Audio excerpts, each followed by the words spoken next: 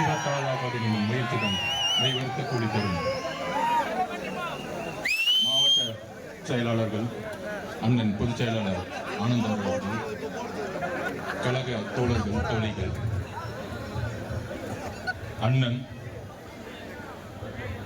தமிழகத்தின் முதல்வர், வேட்பாளர் அல்ல 2026ஆம் ஆண்டின் முதல்வர் எங்கள் தலைவர் அவர்களுக்கு என்னுடைய வணக்கத்தை தெரிவித்து, அதாவது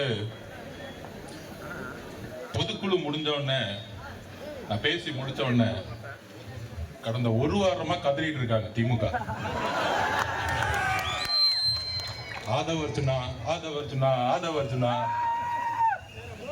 பெரிய பெரிய மீடியா, யூடியூப் எல்லாம் விலைக்கு வாங்கிட்டு வாடகை வாங்கி காசு கொடுத்துட்டு பெரிய வியாபாரம் நடந்துட்டு இருக்கு. பரவாயில்ல, நல்லா இருக்கட்டும். என்னால நல்ல பேர் நிறைய பேர் குறைச்சிட்டு இருக்காங்க. இன்னைக்கு தமிழக வெற்றி கழகத்தை திட்டினா, தலைவர் அவர்களை திட்டினா மிகப்பெரிய ஒரு காசு கிடைக்குன்னு ஒரு வியாபாரத்தை உருவாக்கி இருக்காங்க. நம்ம அவங்களுக்கு நன்றி சொல்லிச்சுக்கிறோம். அதாவது அண்ணன் நான் ஒன்று சொல்லிட்டு இருந்தேன், இனிமேட்டு அடிக்கடி சென்னையில் ஒரு கூட்டம் போடுனேன். ஒரு வாரமா என்னெல்லாம் பேசினாங்களோ நம்ம அக்காக்கள் வந்து பேசினாங்க பாருங்க, பேச்சு அப்படியே காதுல அப்படியே வருது. திமுக பத்தி எப்படி பேசுனாங்கன்னா, உண்மைகளை பேசும் பொழுது அப்படிதான் வந்து அவங்க பழக்கம். அம்மா ஜெயலலிதா அம்மாவை வந்து தனிப்பட்ட முறையில் ஒரு பெண்ணுங்கிற ஒரு காரணத்துக்காக ஒரு 15-20 வருஷமா அவங்க முதல்வர் அவர்களுக்கும் ஒரு தன் உடல் மொழியில அவங்களோட உடலை வச்சு ஒரு அசிங்கமா பேசின கட்சி தான் திமுக. அதனால இந்த அவதூறுகள் இதுக்கெல்லாம் பதில் சொல்றதுக்கெல்லாம் நமக்கு டைம் இல்லை. நம்ம தலைவர் சொல்லுவாரு, நம்ம ஒரு நதி மாதிரி போய்கிட்டே இருப்போம்.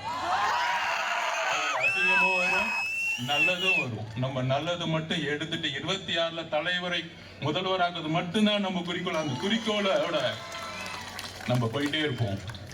அதாவது நம்ம எஸ்ஐஆருக்கு எதிராக கண்டன ஆர்ப்பாட்டம் பண்றோம்.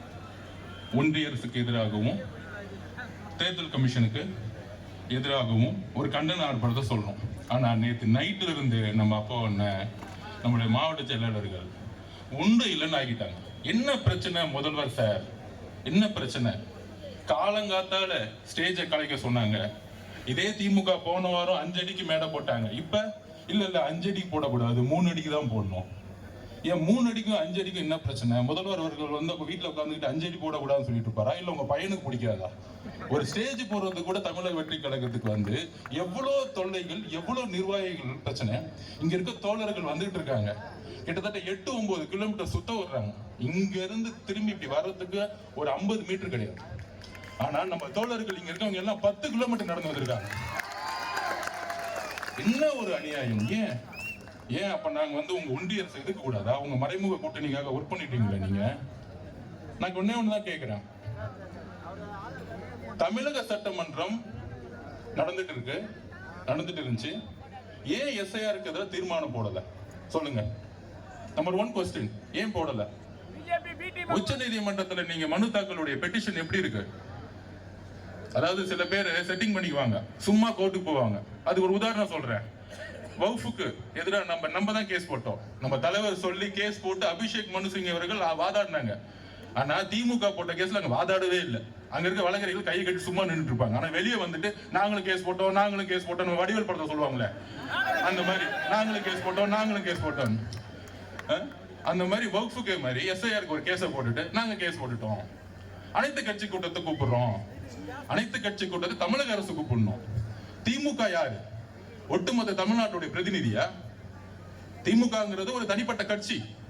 தமிழக அரசு ஏன் எஸ்ஐஆருக்கு எதிராக ஒரு அனைத்து கட்சி கூட்டத்தை கூப்பிடல? இதுதான் மறைமுக கூட்டணி. இங்க தலைவர் எப்ப பார்த்தாலும் சொல்லிக்கிட்டே இருப்பார். சோ சில உண்மைகளை வந்து முக்கியமா நேற்று தலைவர் வந்து கிட்டத்தட்ட ஒரு 9 நிமிடம் ஒரு காணொலி கொடுத்தார். இதெல்லாம் வந்து எலெக்ஷன் கமிஷன் செஞ்சிருக்கணும். 4ஆம் தேதி அனௌன்ஸ் பண்ணும்போது ஏதோ ஒரு விளம்பரமோ, எஸ்ஐஆர்னா என்ன, மக்கள் வந்து ஒவ்வொருத்தவங்க வீட்டில் இருக்கிறோம். எத்தனை விவசாயிகள் வந்து காலையில 6 மணிக்கு வந்து உள்றதுக்கும் விதை வைக்கிறதுக்கும் இல்ல வந்து அறுவடை பண்றதுக்கும் காலையில 6 மணிக்கு கிளம்புனாங்கன்னா வரதுக்கு 9 மணி ஆகும். வீட்டுல யாரு இருப்பா? அப்ப யாருமே இன்னைக்கு தமிழ்நாட்டுல வீட்டுல காலையில 7 மணிக்கு கிளம்புனாங்கன்னா ஒரு சாதாரண ஒரு கூலி தொழிலாகட்டும், விவசாயிகளாகட்டும், ஒரு மீனவர்களாகட்டும் ஒரு வேலை பார்க்கக்கூடிய தோழர்களாகட்டும், எல்லாருமே வீட்டு காலைல கிளம்புனா வரதுக்கு நைட் ஆகும். காலையில பழைய சாதம் சாப்பிட்டுட்டு மதியானம் வந்து ஒரு பழைய சோதர் கையில எடுத்துட்டு வந்துட்டாருன்னா நைட் 9 மணிக்கு தான் வீட்டுக்கு வருவாங்கிற ஒரு அடிப்படை அறிவு கூட தெரியாதா? அப்ப இங்க இருக்கக்கூடிய ஒரு தேர்தல் கமிஷன் எஸ்ஐஆரை கொண்டு வராங்க. இப்பதான் வந்து ஸ்பெஷல் சம்மரி ரிவிஷன் போன வருஷம் தான் முடிச்சாங்க. அதுல எல்லாமே தெளிவா இப்ப வந்து இது என்னுடைய ஐடி, தலைவர் சொன்ன மாதிரி தான் என்னுடைய ஐடி என்கிட்ட இருக்கு. ஆனா இன்னைக்கு செல்லுபடி ஆகாது, இன்னைக்கு இது வேலிடிட்டி கிடையாது, இதை முடிச்சுட்டாங்க. அப்ப நம்ம தலைவர் சொன்ன மாதிரி இன்னைக்கு நம்ம கிட்ட ஓட்டர் ஐடி கிடையாது. அப்ப இந்த ஓட்டர் ஐடி கிடையலன்னா என்னென்ன பிரச்சனை வரும்? நாளைக்கு என்ன பண்ணுவாங்கன்னா, உங்களுக்கு ஓட்டர் ஐடி இல்ல, அதனால ஆதார் செல்லுபடி ஆகாது, உங்களோட பாஸ்போர்ட் எடுக்க முடியாது. அப்ப நம்மளுடைய ஒரு சிட்டிசன்ஷிப் குடிமகனுக்கான கேள்வி இங்கிருந்து எழுப்ப ஆரம்பிக்கிறாங்க. இதுதான் மிகப்பெரிய ஆபத்து. இந்த ஆபத்தை எப்படி நடைமுறைப்படுத்துறாங்க? இதை நடைமுறைப்படுத்தலாம். ஒரு வருஷத்துக்கு முன்னாடி இல்ல 2 வருஷத்துக்கு முன்னாடி பொறுமையா ஒரு 6 மாசம் டைம் கொடுத்து கரெக்டான விழிப்புணர்வு கொடுத்து மக்களுக்கு ஒரு நல்ல அவேர்னஸ், அதாவது நேற்று தலைவர் நம்ம அவேர்னஸ் கொடுத்தாரு பாருங்க, இது தேர்தல் கமிஷன் செஞ்சிருக்கணும். ஒரு கிரிக்கெட்டர்ஸையோ இல்ல நல்ல ஒரு விளம்பரத்தையோ கொண்டு வந்து கொடுத்திருக்கணும். ஆனால் நேற்று தலைவர் நம்மளுடைய தலைவர் கொடுத்த ஒரு காணொளி கிட்டத்தட்ட நேத்து மட்டும் 3 கோடி பேரை ரீச் பண்ணிருக்கு. இதுதான் எங்கள் தலைவர். இப்ப தெரியுதா யாரு மக்களுக்காக உண்மையாக வாய்ஸ் கொடுத்துட்டு இருக்காங்கன்னு? அப்ப அவருடைய ஒரு காணொளி 3 கோடி பேர் நேற்று நைட்டுக்குள்ள 12 மணிக்குள்ள ரீச் ஆயிருக்கு. ஒட்டுமொத்த செய்திகளும் இதை நோக்கிதான் சொல்லிட்டு இருக்கு. அப்ப எங்களுடைய வேலை அரசியலை ஓட்டு வாங்குறது மட்டும் இல்ல, ஒரு மிகப்பெரிய ஒரு அவேர்னஸ் எங்க தலைவர் கொடுத்துட்டு இருக்காரு. இது எந்த தலைவரும் செய்யல இது வரைக்கும். நான் சேலஞ்சா சொல்றேன், எங்க தலைவர் இந்தியாவில் எந்த தலைவரும் செய்யல. அப்ப இன்னைக்கு அவேர்னஸ்ல நம்ம எதை நோக்கி நம்ம போகணும்? உறுதியாக இன்னைக்கு வரைக்கும் சுப்ரீம் கோர்ட்ல எஸ்ஐஆருக்கு ஸ்டே கிடையாது. நம்ம உண்மையான வெளிப்படையான ஒரு எலெக்ஷன் நடந்தால் நம்ம தான் மிக அறுதி 1967 77க்கு அப்புறம் நம்ம தலைவர் தனிப்பட்ட முறையில் முதலமைச்சர் ஆவார். இது உறுதி, எந்த விதமான சந்தேகமும் கிடையாது. ஆனா அந்த வெளிப்படை தன்மையான தேர்தலை நம்ம எதிர்கொள்றதுக்கு முன்னாடி நம்ம கிட்ட இருக்க தோழர்கள், கிளைக்கழகம், ஒன்றியம், பிஎல் இருக்கக்கூடிய தோழர்கள், இங்க இருக்கக்கூடிய தோழர்கள் என்ன ஒரு ஆபத்தை நோக்கி நம்ம சென்றுட்டு இருக்கோம் அப்படின்னா, உச்ச நீதிமன்றத்தில் கேஸ் நடந்துட்டு இருக்கு. ஒரே ஒரு உறுதிமொழி தலைவர் கொடுக்கிறாரு, தமிழ்நாட்டில் ஒரே ஒரு வாக்காளர்களுக்கு அநியாயம் ஏற்பட்டால் தலைவர் மிகப்பெரிய உச்ச நீதிமன்றத்துக்கு சென்று வாதிடுவார். எங்க தலைவர் தான் பாதுகாப்பு கொடுப்பார். ஒரே ஒரு ஓட்டர் டெலிட் பண்ணா கூட எங்க தலைவர் வந்து பாதுகாப்பு கொடுப்பார். நம்ம கழகம் அதுல உறுதியா இருக்கு. ஆனால் நம்ம செய்யக்கூடிய கடமைகள், பொறுப்புகள் என்ன? இன்னைக்கு கிட்டத்தட்ட 68,000 பேருக்கு மேல பிஎல்ஓ போட்டு முடிச்சிட்டாங்க. அதுல 30 நாள்ல முடிக்கணும். கிட்டத்தட்ட 6,41,00,000 பேர். அப்ப 30 நாள்ல எப்படி முடிக்க முடியும்னா முடியவே முடியாது, வாய்ப்பே இல்லை. ஆனா இப்ப பீகார்ல நடக்கிற எஸ்ஐஆருக்கும் தமிழ்நாட்டில் நடக்கிற எஸ்ஐஆருக்கும் வித்தியாசம் இருக்கு. பீகார்ல வந்து எதிர்கட்சி தலைவர்கள் குற்றச்சாட்டு என்ன? அங்க ஆளுங்கட்சியும் அவங்கதான், தேர்தல் கமிஷன் மேல குற்றச்சாட்டுகள், ஒன்றிய அரசும் அவங்கதான். சோ 3 பேரும் சேர்ந்து ஒரு மேல குற்றச்சாட்டு ஒன்னா சேர்ந்துகிட்டு கிட்டத்தட்ட 65 லட்சம் பேர் வந்து டெலிட் பண்ணிட்டாங்கன்னு ஒரு பெரிய குற்றச்சாட்டு எதிர்கட்சிகள் சொன்னாங்க. ஆனா தமிழ்நாட்டுல வித்தியாசம் ஒண்ணு இருக்கு, நம்ம புரிஞ்சுக்கணும். இங்க ஒன்றிய அரசு வேற, அதாவது திமுக இன்னைக்கு ஒன்றிய அரசு எதிர்க்கிற மாதிரி எதிர்த்துட்டு இருக்காங்க, தேர்தல் கமிஷன்ல முறையிடுறாங்க. ஆனால் அதை அமல்படுத்தக்கூடிய அதிகாரம் யார்கிட்ட இருக்கு? திமுக கிட்ட இருக்கு. ஏன்னா அவங்க தான் இன்னைக்கு முதலமைச்சர். இன்னைக்கு அப்பாயின்மெண்ட் பண்ண 68,000 பேருக்கு மேற்பட்ட அரசு ஊழியர்கள், அங்கன்வாடி பணியாளர்களும் ஆசிரியர்களும், அந்த லிஸ்ட் எல்லாமே திமுக காரங்கிட்ட இருக்கு. இன்னைக்கு என்ன பண்றாங்க? பிஎல்ஓ உறுப்பினர்களோட சேர்ந்து என்ன பாவம் அவங்க என்ன பண்ணுவாங்க? ஒரு அரசு ஊழியர்கள், ஒரு அங்கன்வாடி பணியாளர்களும் ஆசிரியர்களும், ஒரு குறைந்தபட்ச ஊழியர், இன்னைக்கு வரைக்கும் அரசு ஊழியர்களுக்கு ஓய்வூதிய திட்டத்துல வந்து எந்த வேலையும் செய்யல, அவங்களுக்கு எந்த பணி செய்யல. ஒட்டுமொத்த அரசு ஊழியர்கள் நேத்து கூட வந்து அறிக்கை கொடுத்துட்டு இருக்காங்க, கடுமையா எதிர்ப்பு தெரிவிட்டு இருக்காங்க. ஆனா இந்த திமுக என்ன செய்யுது அப்படின்னா, இந்த 68,000 பேரோட சில பேர், அதாவது ஒரு பூத்துல 350 குடும்பம் இருக்குன்னா, இந்த கிளைக்கழகத்துல இருக்கவங்களும், வார்டுல இருக்கவங்களும், இந்த பிஎல் இருக்கவங்களும் இந்த அப்ளிகேஷன் எடுத்துட்டு இது நான் ஒரே ஒரு கோரிக்கை வைக்கிறேன், ஒட்டுமொத்த எதிர்கட்சிகளும் இது வந்து அணித்தரணும். இது ஏதோ தமிழக வெற்றி கழகம் மட்டும் ஆர்ப்பாட்டம் இல்லை, எல்லாரும் அணித்தரணும். ஏன்னா இதுல வந்து திமுக செய்யக்கூடிய தவறுகள் என்னங்கிறத நம்ம புரிஞ்சுக்கணும். பிஎல்ஓவாக திமுக மாறி இருக்கு இப்ப. ஏன்னா அரசு ஊழியர்கள் சில இடத்துல வந்து ஒரு எம்எல்ஏவோ ஒரு அமைச்சரோ ஒரு அதிகாரத்தை வச்சுக்கிட்டு நீ சும்மா இருங்கம்மா, நீ ஏன் போறீங்க, இந்த 200 வீட்டுக்கு நாங்க போய்க்கிறோம், இந்த 50 வீட்டுக்கு நாங்க போய்க்கிறோம்னா, ஒரு பிஎல்ஓ இந்த 10 வீட்டுக்கு போனாருங்கிறதுக்கான என்ன ப்ரூஃப் இருக்கு, என்ன வேலிடிட்டி இருக்கு? இதுதான் நான் வந்து பத்திரிகை நண்பர்கிட்ட கேட்டுக்கிறேன். மக்கள் கிட்ட வந்து இது கொண்டு போகணும். 350 குடும்பத்துக்கும் ஒவ்வொரு பூத்லயும் போயிட்டாங்களான்னு காமிக்கிறதுக்கான என்ன வெரிஃபிகேஷன் எலெக்ஷன் கமிஷனால கொடுக்க முடியும்? அப்போ ஒரு ஸ்டேட் கவர்மெண்ட் கொடுக்கக்கூடிய டேட்டாவை தான் எலெக்ஷன் கமிஷன் நம்புறாங்க. அப்பதான் நம்ம சொல்றோம் திமுக ஏன் இங்க உள்ள வருது அப்படின்னா, இதுதான் தேர்தலுக்கு முன்னாடி நம்ம அக்கா சொன்னாங்க பாருங்க, இறந்தவங்க எல்லாம் ஓட்டு போட்டுருவாங்க. அப்ப பிஎல்ஓங்கிறது எலெக்ஷன் கமிஷன் கிடையாது, அதை நம்ம புரிஞ்சுக்கணும். பிஎல்ஓங்கிறது இங்க இருக்கக்கூடிய அரசு ஊழியர்கள். அரசு ஊழியர்களை யார் கண்ட்ரோல் பண்ண பாக்குறாங்க?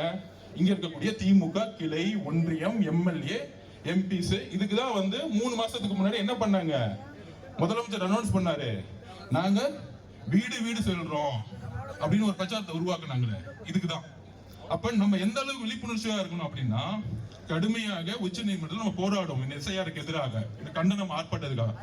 அதே மாரி இங்க நடத்தப்பட்டால், அப்ப நம்ம இங்க இருக்கக்கூடிய 6,41,00,000 ஓட்டர்ஸ், அதுலயும் நேற்று நம்ம தலைவர் சொன்ன மாதிரி நம்ம ஜென்சி 18 வயசுல இருந்து 22, 23 வயசுக்குள்ள இருக்கக்கூடிய எல்லாருமே நம்மளுடைய தலைவருடைய ஃபாலோ பண்றோம்.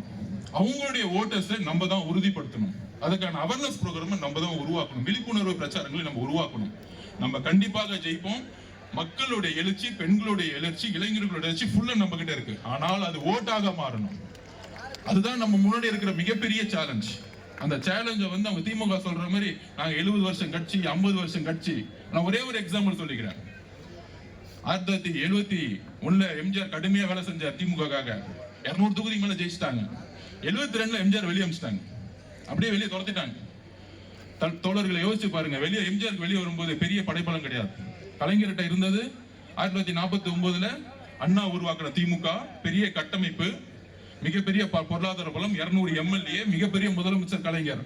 72ல வரும்போது பெரிய கட்டமைப்பு கிடையாது. இப்ப சொல்றாங்களே, இப்ப நம்ம செங்கோட்டையன் எல்லாம் பேசிட்டு இருக்கோமே, அன்னைக்கு அவர் எம்எல்ஏ ஆகும்போது 26 வயசு. நம்மள மாதிரி தான் இங்க இருக்கீங்களே, 26 வயசுல தான் எம்எல்ஏ ஆனார் அவர். அப்ப 77ல எம்ஜிஆர் மிகப்பெரிய ஜெயிக்கிறார். அப்ப அவர் மேல குற்றச்சாட்டு தெரியுமா?